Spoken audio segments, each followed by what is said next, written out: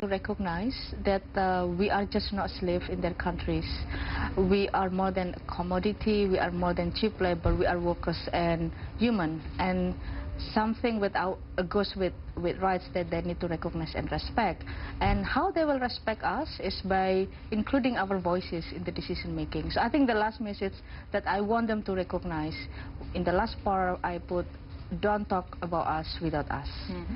How important was it for them to hear this message from you? You're not only a grassroots activist, but also a former migrant worker. Yeah, I'm still a domestic worker in Hong Kong. I'm still a migrant worker. So it is quite important. I'm actually very pleased to learn that the UN appoint actually a grassroots, a real migrant, a real refugee to speak to the world leaders. And I think it's time already for this government to confront us. For the longest decades, they've been ignoring our presence. Many of the government just pretend we are not even exist. Many countries don't even talk to migrants when they make policies on migrants. They just treat us as a invisible community. And that's why in my speech I told them we are just invisible.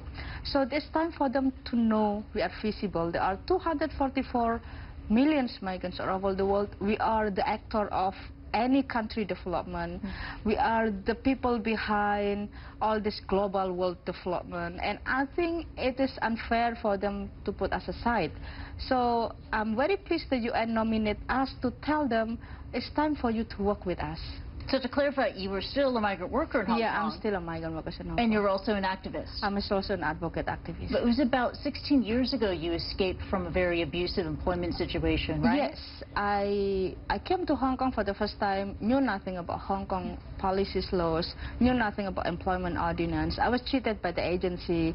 The Indonesian government did not even provide proper orientation and knowledge skill to me, to all the prospect migrants. So we came here with no information. The only thing we knew is what the agency was telling us, what the employer was telling us, and we did.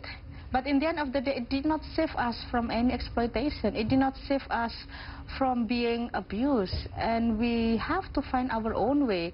So I ran away to the Mission for Migrant Workers, an independent NGO in Hong Kong who just providing services, and that's where I get justice and help. And that's when I realized, you know, if only all these migrant workers are properly informed before they come here, I think all these abuses can